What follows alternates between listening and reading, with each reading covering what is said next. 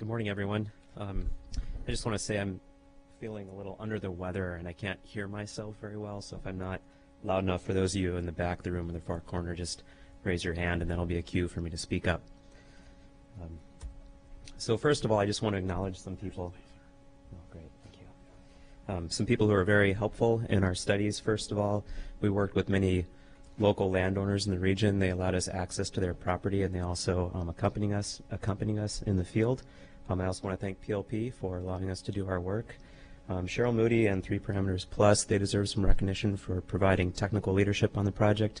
They were a co-consultant for a period from 2004 to 2011. I'd like to thank Resource Data Incorporated. Resource Data, Dan Regan and Quentin Freeman designed the relational database that we've used to store and analyze our data. I also want to thank the Iliamna site staff for their logistical support and helping us to run a safe field program. And lastly, I want to thank my coworkers at HDR for their dedication to quality work.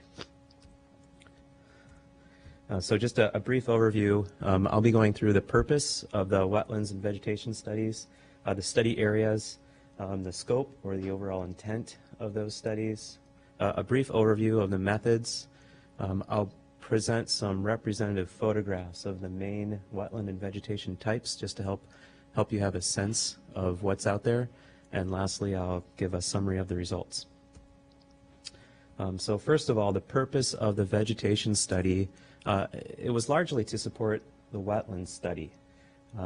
Wetlands include 3 parameters: vegetation, soils, and hydrology.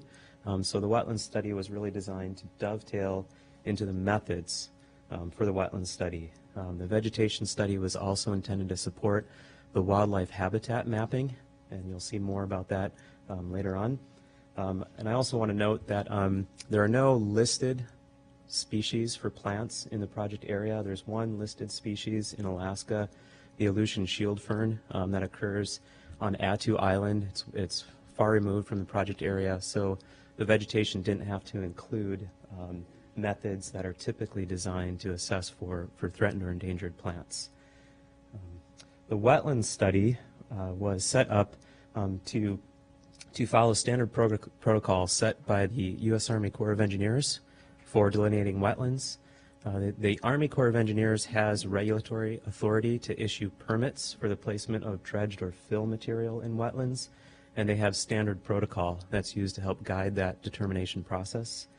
The wetlands data is also provided to project planners to help in their planning of the project. Examples of how they could use wetlands information is to incorporate where the wetlands are with their design for avoidance and minimization.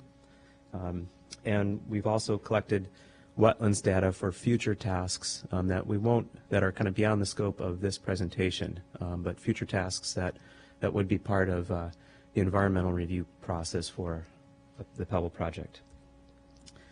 There are 2 main study areas that are presented in the EBD.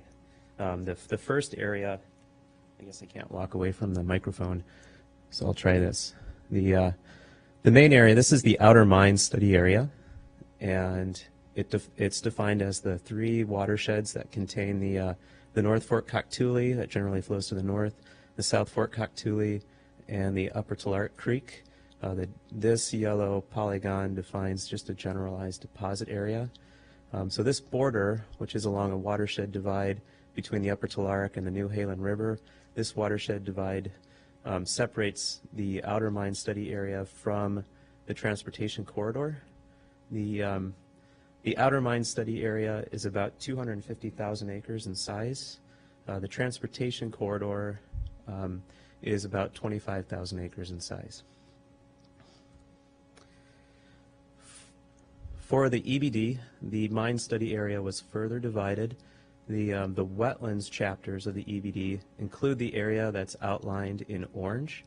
So it's the 3 drainages coming from the general deposit area. And then for the wetlands chapters of the EBD, a slightly different study area was used. For the vegetation chapter of the EBD, a slightly different study area was used. This green outline defines the vegetation study area. The reason they're different is the vegetation consultants had a the wildlife consultants had a different study area that they needed to assess baseline wildlife information. This is just an overview of the wetlands and vegetation chapters in the EBD. There are 6 chapters.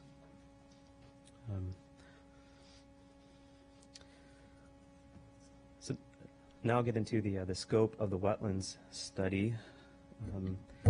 Our intent was to describe representative wetland and water body types, collect additional field data where photo interpretation techniques were limited due to soil or hydrology indicators that could not be observed in aerial photographs or contour maps. We wanted to document our decision-making process for conducting wetland delineations in the field. We wanted to produce a detailed wetland map that also included water bodies. This map was produced in a geographic information system. Finally, we wanted to fill mapping gaps from the National Wetlands Inventory. So the National Wetlands Inventory is a mapping project that was produced by the U.S. Fish and Wildlife Service that was intended to, on a large landscape level, document wetlands throughout the United States. Much of the Pebble area was mapped by the U.S. Fish and Wildlife Service, but it was mapped at a higher level of detail or at a coarser scale. So there are small wetlands that couldn't be identified at the scale that it was produced. And so National Wetlands Inventory mapping is often good at a planning level, but at a more detailed level, especially in Alaska, it's not quite sufficient. So we started with the National Wetlands Inventory mapping, and we wanted to build on top of that. The scope of the vegetation study included describing representative vegetation types across all their landforms and all the watersheds contained within the study area. We wanted to develop a classification system so that we could organize, describe, and produce vegetation mapping. All the mapping was completed within a similar GIS database. And we also wanted to record rare plant observations. Even though there are no listed species within the project area, we did collect incidental observations of rare plants. Rare plants are tracked through the University of Alaska's Natural Heritage Program, and they have a standard data form and cataloging process for their occurrence. So the studies were often an ongoing process, and they evolved. I'll generalize the study process through the next couple of slides. The first step that we do is we typically pre-map an area in GIS. So this is prior to the collection of field data, and that begins with a compilation of existing resources. We brought in aerial imagery, much of which was provided by PLP. There are multiple sets of true color orthorectified photography at different scales. A typical scale is 1 to 8,000, and it's been processed at 1.5 foot pixels. What that means is when you look at an aerial photograph in the computer to map, it's very high quality. You can identify individual clumps of alders, for example. We also had LiDAR-derived contour lines to work with. The contour intervals were typically 4 feet. We had the National Wetlands Inventory mapping that I mentioned earlier. We brought in land ownership maps so that we could identify land that was privately owned or owned by native corporations versus land that was state-owned. And in a nutshell, that was most of it. The project area had very little previously existing data on vegetation, wetlands, soils, hydrology. So essentially, this study was starting from scratch. So we incorporated that information. Our scientists, based on their past experience, they tried to identify all the vegetation types and the wetlands on the map, and they identified questionable areas that they thought would be suitable for field truthing. They also provided initial coding. What was the vegetation type? What was the wetland status? So that pre-mapping served as basically our field design program. Here's an example of kind of a pre-mapping process. This polygon, outlined in yellow, is drawn around a large closed tall alder community. And for comparison, I think most of us in the room have experienced what this looks like. We had quite a large team of scientists producing the mapping, and to help achieve uniformity across such a large group of people, 3Parameters Plus produced a document called a photo signature guide. This desk reference included representative photo signatures that could be seen in the aerial photography. It also included photographs on the ground. You can see examples on the cover. You know, this polygon outlined in yellow, here's what this vegetation type looks like on the ground. In addition to the photographs, each vegetation community has a list of the entire, it's a complete species list by community, frequency data, and some other vegetation data to assist the scientists. It also includes, for each vegetation and wetland type, the typical landforms that they occur on, the typical HGM classes. I'll talk a little bit more about HGM later on. And just to reiterate, this was a desk reference used by scientists during the mapping process. Then we set off to collect field work, or to collect field data. Data was collected between 2004 and actually beyond 2008. Data is still being collected in the field. There's a long list of the point types. These are different. Each point has different attributes that are included in the GIS database. The first type, a wetland delineation. This follows the standard Army Corps of Engineer attributes. A functional assessment type, functional assessment data, is a way of understanding what the wetlands do. You know, what is their role for supporting wildlife habitat or for supporting biogeochemical processes that in turn support wildlife habitat. And then the remainder of these point types, these are essentially rapid assessment ways of collecting data. A good example is a shrub height plot. Much of the mine study area consists of dwarf, low, and tall shrubs, and shrub communities can be very difficult to identify if they're a wetland or upland because it's hard to see through their canopy in the aerial photographs if there's evidence of wetland hydrology. And so often the best way to identify if they're a wetland or an upland is just to go there and dig a hole and see what you see. So a shrub height is similar to a wetland delineation form, but it's reduced in the amount of data that you have to collect to decide if it is indeed a wetland or an upland. And these shrub height plots, as well as many of the additional types, are essentially just field confirmation points that occur within the GIS mapping, and they're really guides for the mappers to give them confidence in what they're identifying. We also, in water bodies and stream crossing points, we collected limited water quality data, and the intent of that was to support the functional assessment field program. For methods, our methods followed standard Army Corps protocols, as I've mentioned. A little nuance here is that when the field studies were begun in 2004, the main method was referred to as the 1987 manual.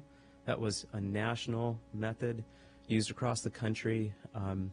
And in 2006, the Alaska District of the Corps decided to basically Alaskify the methods.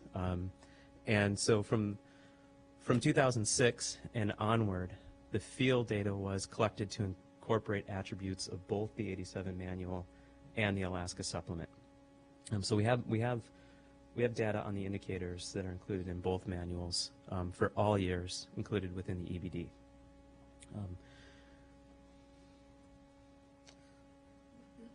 So I've included a definition of wetlands, and this is the regulatory definition, which I think often agencies manage wetlands, or they define wetlands slightly differently depending on their management plan. So I've included the Corps of Engineers definition of a wetland, and I'll save you the trouble of reading that out loud.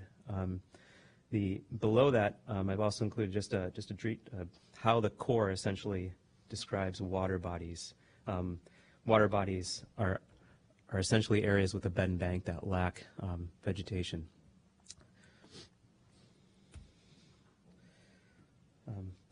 So going through the field data collection process, there are 3 parameters with a wetland study. The first parameter is vegetation, the second is soil, and the third is hydrology. The vegetation parameter overlapped with the vegetation study, and like I said earlier, we generally followed the Corps of Engineers methods for vegetation within the wetland study. And so our methods in general included tenth of an acre plots, circular plots. These were either places that were identified in the pre-mapping, or they were places that field investigators decided while they were in the field to stop and make a wetland delineation based on what they saw on the ground.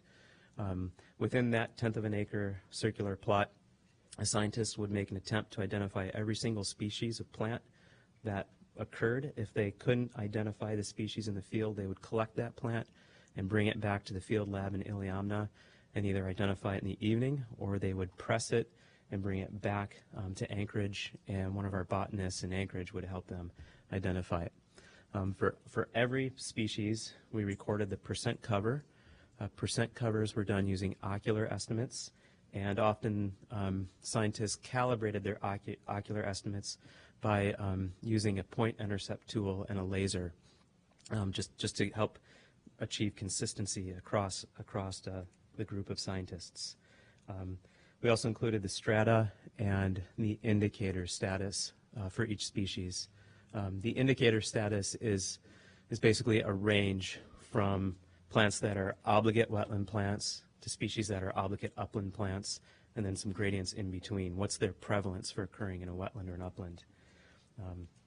Like I mentioned earlier, we collected rare plant data, and typically 3 to 4 photographs for each site. So the kind of take-home message here from a wetlands perspective is at the bottom. If more than half of the species are wet-tolerant plants, then the vegetation is generally considered hydrophytic from a wetlands perspective. Next, we assigned a vegetation community code to each plot. To do this, we developed a vegetation classification system. There are many ways to classify vegetation. We found that Vierik's Alaska Vegetation Classification System was a pretty good fit.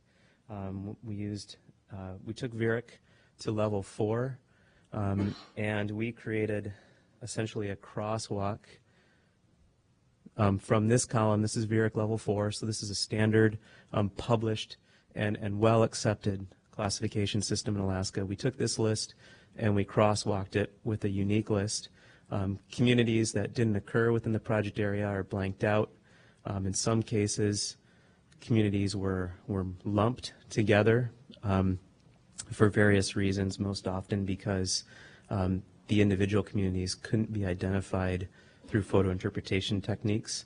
And in other cases, we added new communities that hadn't been included in this list. The second parameter of a wetland delineation includes wetland soils. At each plot, scientists they dug a pit, typically just around 2 feet deep, and they assessed. They essentially want to know what are the indicators to suggest if the soils are saturated or flooded for extended periods of time. And the reason that's important is if the soils are flooded or saturated, they then become anaerobic. There's no oxygen, and it's a very stressful growing environment for plants. And certain plants have adapted for that environment. And so we were looking for indicators of a saturated or reduced soil environment. So this is the second parameter of a wetland delineation.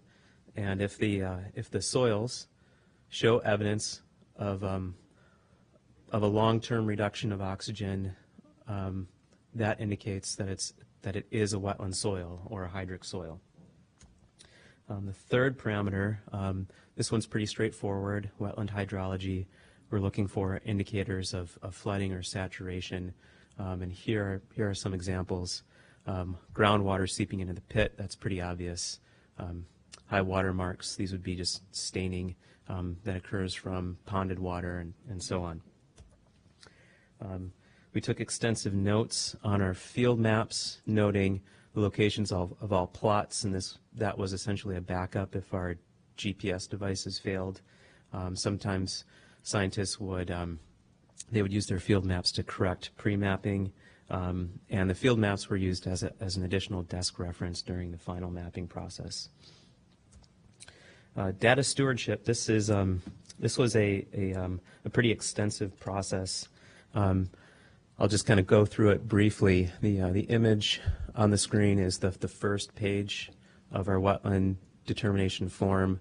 Because we incorporated both the 1987 methods and the Alaska Regional Supplement methods and a functional assessment, the forms were often 4 pages or longer.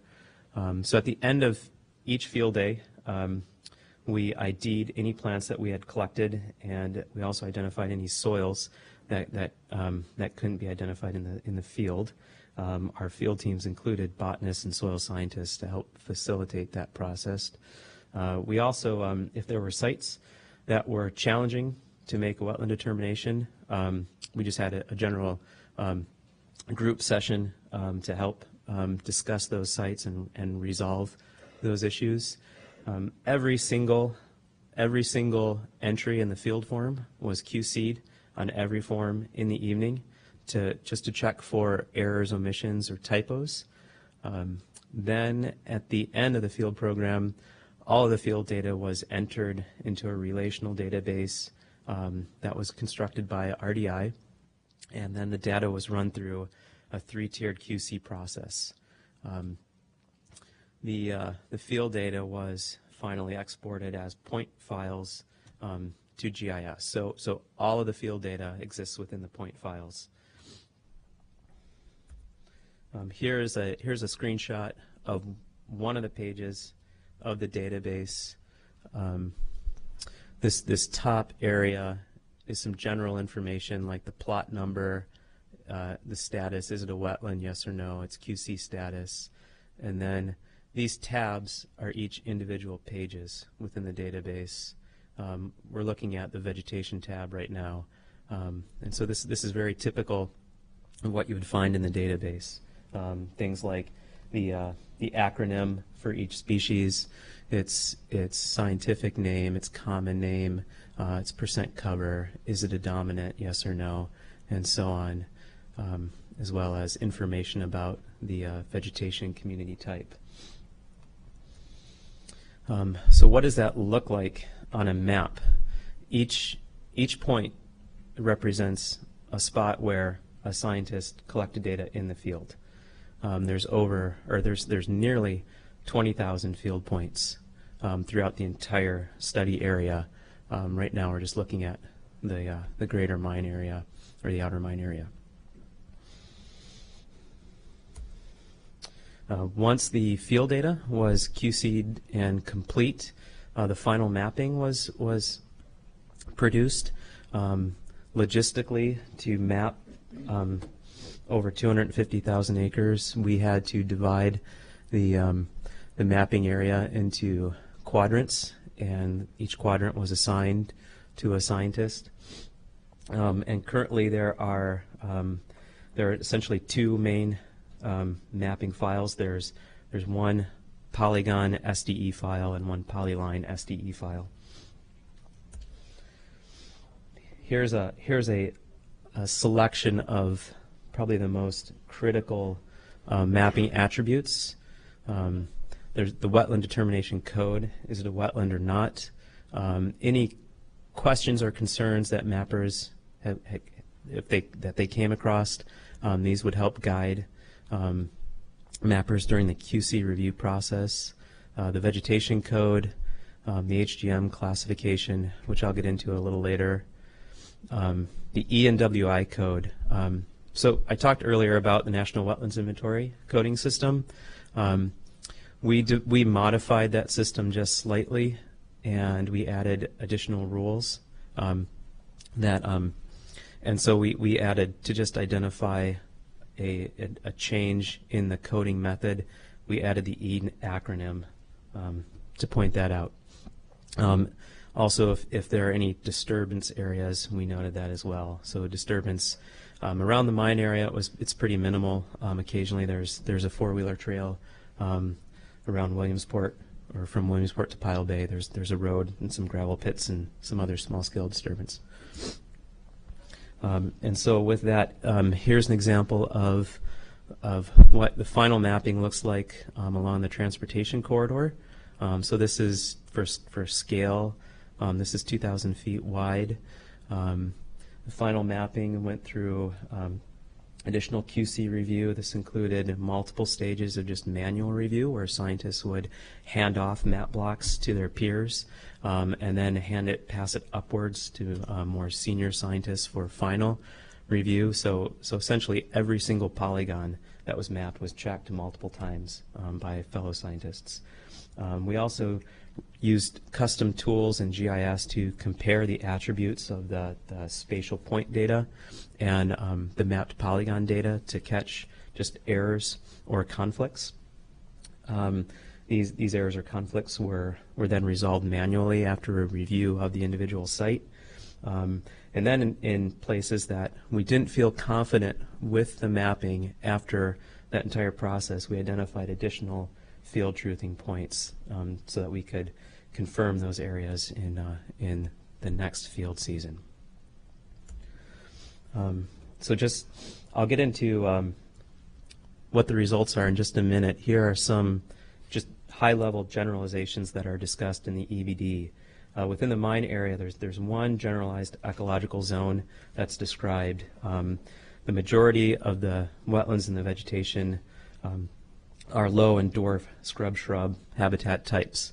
The mine area, though, is different from the transportation corridor in the amount of interspersion that occurs. The polygons within the mine area tend to be quite a bit smaller and interspersed throughout the landscape, whereas in the transportation corridor, the vegetation types occur as just larger units, extensive forests, for example.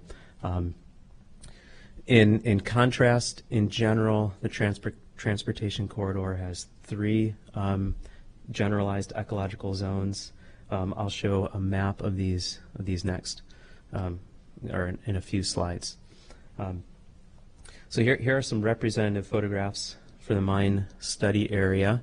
I like this picture a lot because you can see many of the most common vegetation types in it.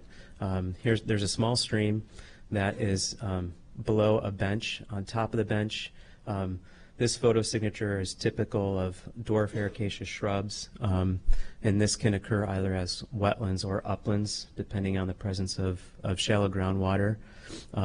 Hill slopes are often dominated by lower tall alder shrubs and occasionally willow shrubs.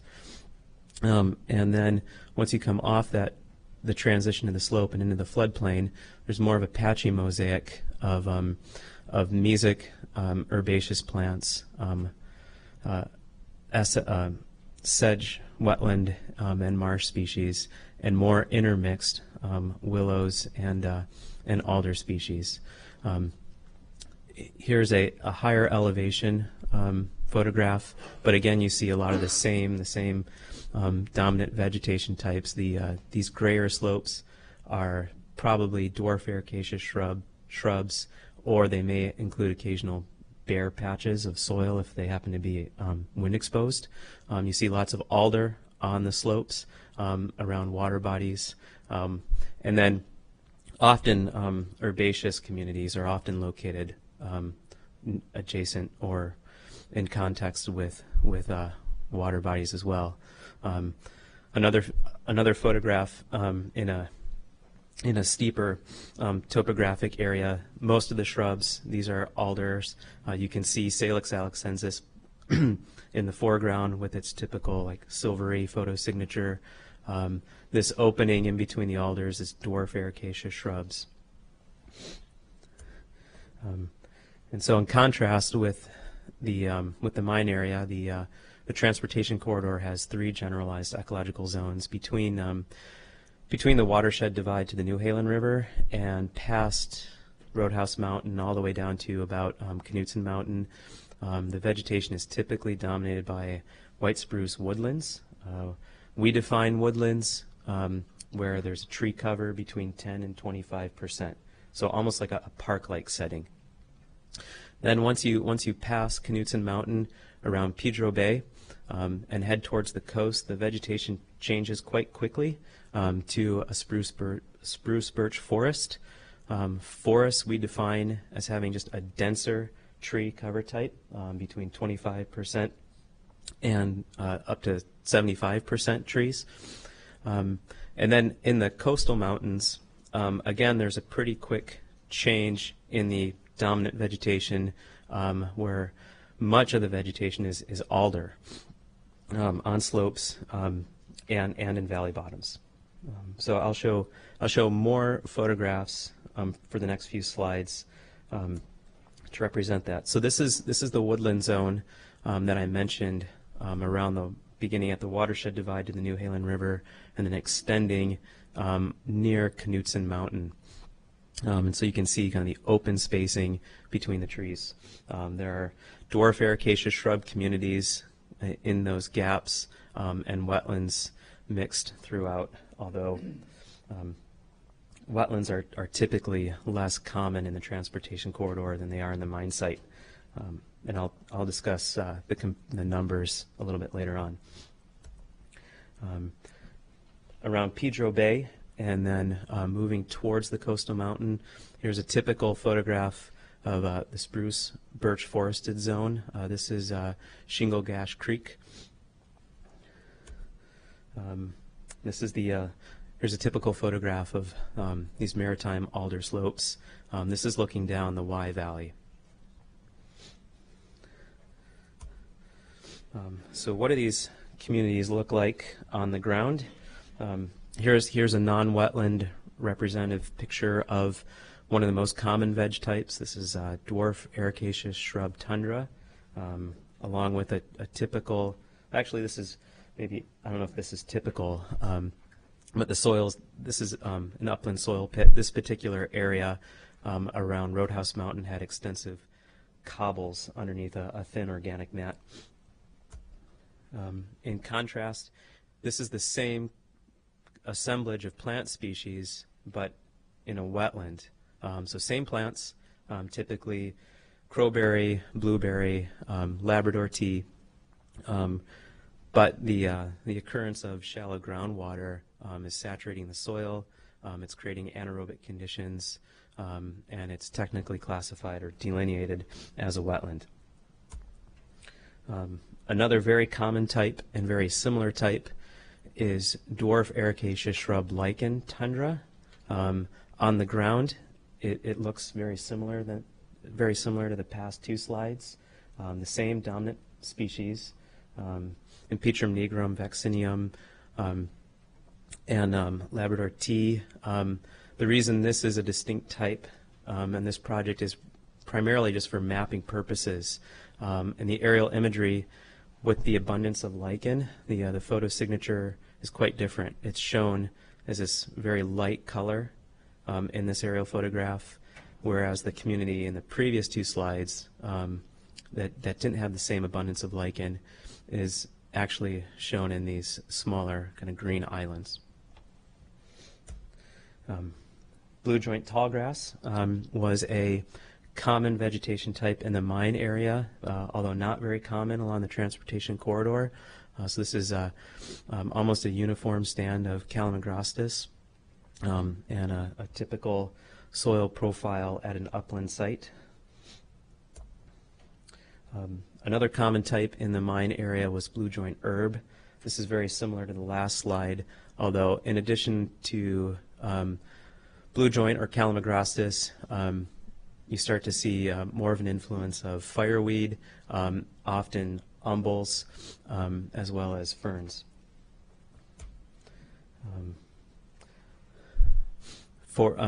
This is a good representative photo of wetland herbaceous communities throughout both the mine area and the road corridor. We merged several of Vierik's herbaceous types due to limitations in the ability to photo interpret them individually. So this type, subarctic sedge moss wet meadow, includes the robust sedges like Carex aquatilis and Carex utriculata, as well as more of the dainty sedges like Carex tenuifolia and others. In the mine area, it's often common to see this type intermixed with open water habitat. Here's the same vegetation community seen along the transportation corridor, and this is a representative photo without as much intermixing of water habitat. So actually quite different species in this photo from the previous slide. There's much more Eriophorum or cotton grass in the foreground, a little bit of blue joint, and coarse sedges in the background. Another representative photo from the transportation corridor, although the actual species of sedges are quite different. This assemblage is more of the dainty sedges that I mentioned earlier.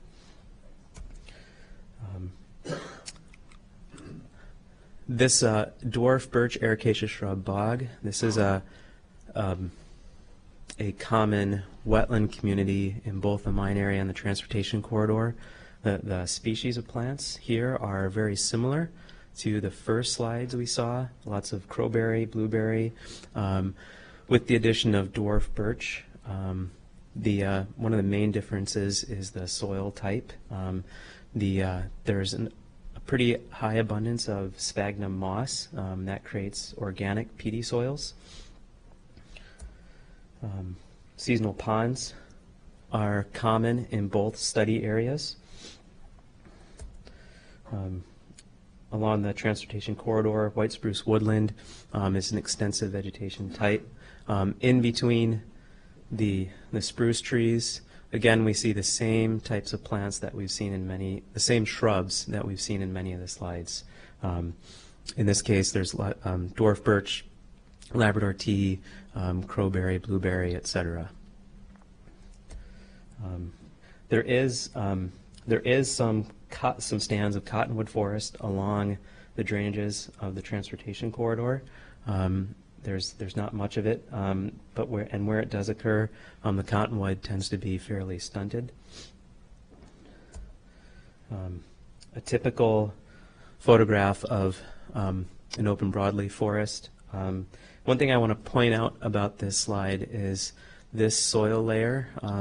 This probably is not an E layer. It's as we conducted our fieldwork towards the coast, we started to see this in most of the pits, if not all of the pits, and it may be an ash deposit from the early 1900s. Representative photograph from white spruce mixed forest. Again, we can see this layer, which may be an ash deposit.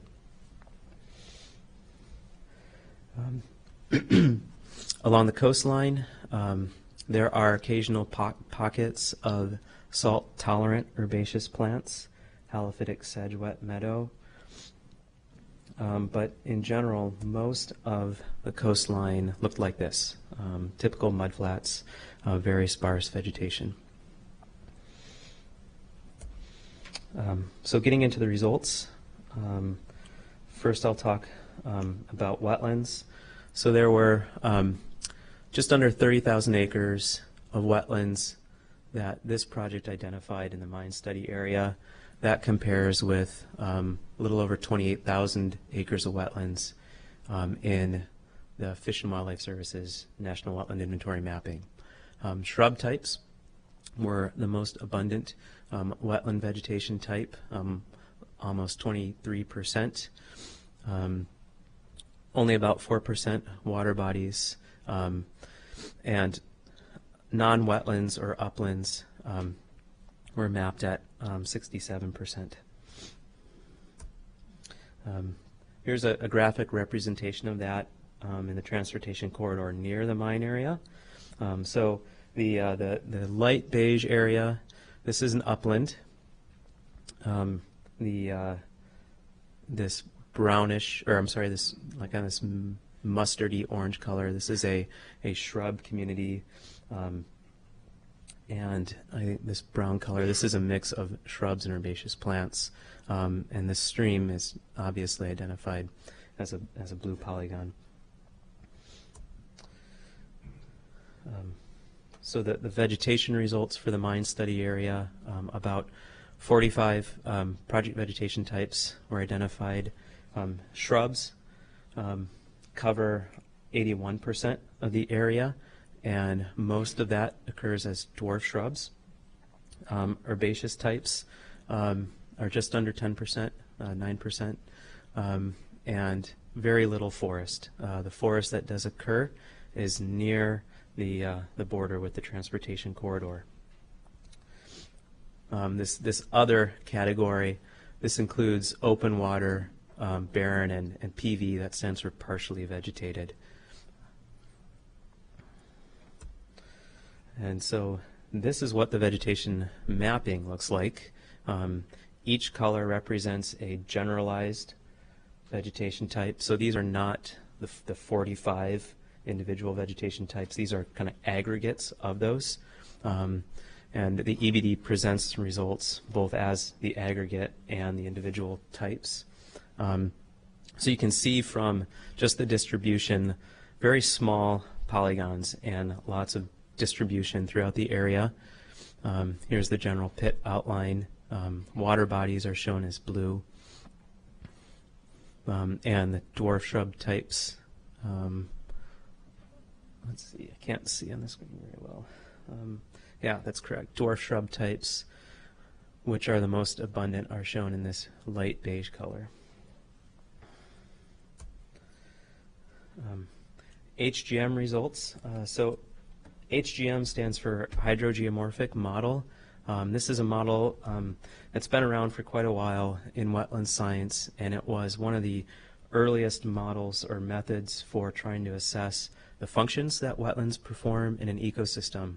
And one way that it achieves that, or tries to achieve that, is to associate wetlands with their landscape position, and especially where is water coming from, how is the water moving through the wetland, and the ability of that wetland to either contain water or shed water to another location. So the HGM types are described based on kind of their geomorphic or their landscape position. Most of the I shouldn't say most, but many of the wetlands, 21% in the mine area, are slope wetlands. So these are up out of the valley bottoms. Sometimes they can be near the valley bottoms, but they are typically driven by a discharge of shallow groundwater that daylights out to the surface or near the surface and travels laterally across or through the soils and creates a saturated environment. Riverine wetlands are found obviously along streams and within the floodplain. Riverine wetlands occur in 7% of the mine study area, and the remaining types are relatively small. But I will point out just one difference between riverine and riverine channel. Riverine channel, as I mentioned, these are the wetlands outside of the flowing water body, whereas the riverine channel, as the name implies, it's the channel itself. And here is a representation of HGM in the GIS mapping. So the beige area is a non-wetland, so no HGM type assigned. The This green area represents a flat wetland. This is a wetland type that isn't very common, but it's basically an area that is driven by precip, and mostly precipitation alone. Water doesn't really enter it or pass through it. The riverine wetlands are shown along this stream in light blue. So these wetlands are directly influenced from flooding, like during breakup or during high rainfall events, especially in the fall, where the stream overtops its banks and spreads out laterally. Riverine wetlands are also influenced by as the groundwater in the hypergeic zone rises during high precip event. Essentially, the groundwater is moving up through the soils. It's saturating wetlands off the channel. And now, in comparison, I'll go over the results for the transportation corridor. Here's a summary of the data that we collected. So full vegetation data, that means information collected at a wetland delineation plot. We collected a little over 700 plots with full vegetation data. Full wetland determinations occurred at 665 plots. I should also add that full vegetation data was also collected at the functional assessment plots, and that's why these two numbers don't line up. Limited data, this refers to the rapid assessment point types, like representative wetlands and representative upland types. It's a little over 600 plots, and we identified 49 distinct vegetation types. This picture just shows an example of what a typical mapping area looks like with the field point distribution.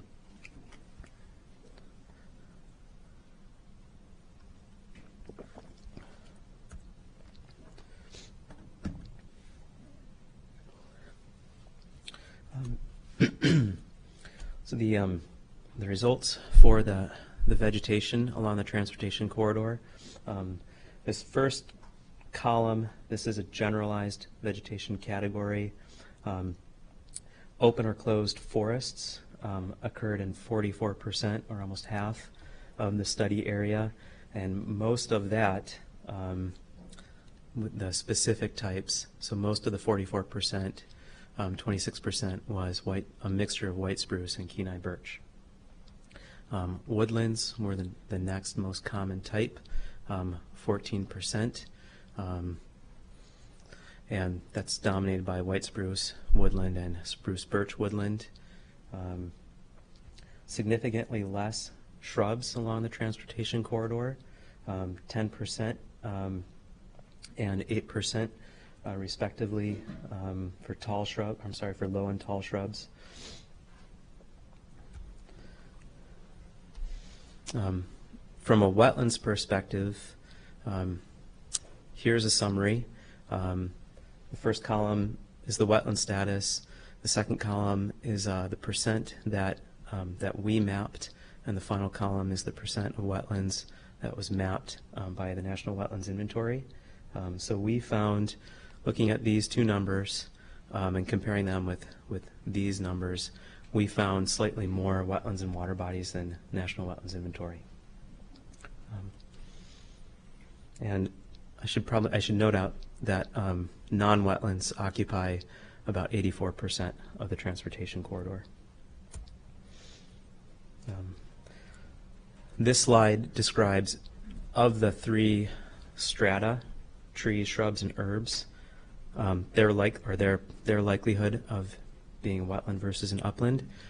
Forest types, which had the greatest acreage along the transportation corridor study area, were often not wetlands. Only 3% of forests were wetlands.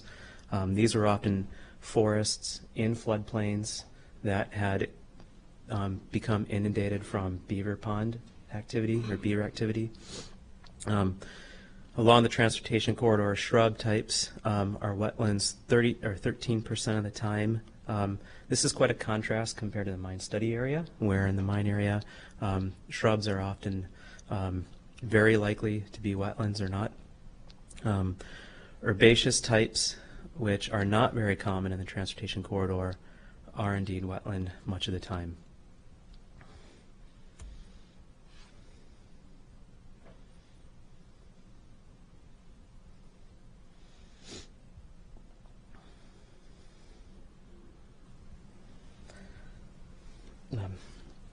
Here's just another summary of results.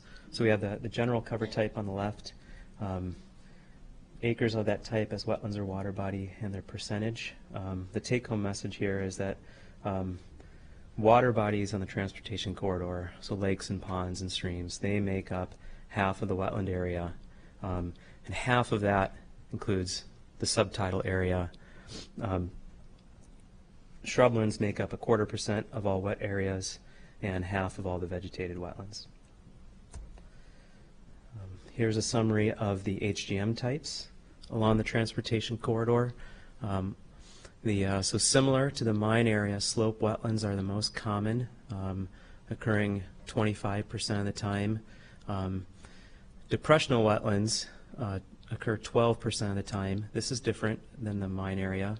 In the mine area, depressional wetlands are much less common than this.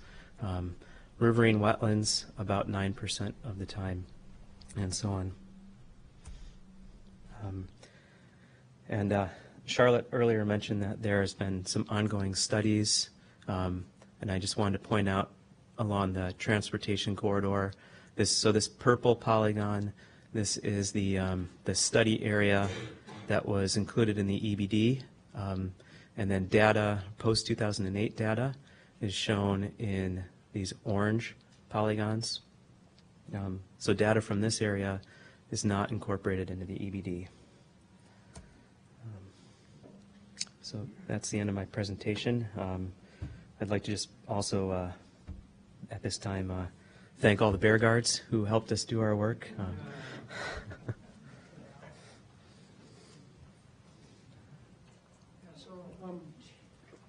The way we're doing it is we're going to take a coffee break right now, Todd, and then we'll come back, and then the science panel will ask you some questions, and then we'll break for lunch, and then the public will have a chance to get their queries.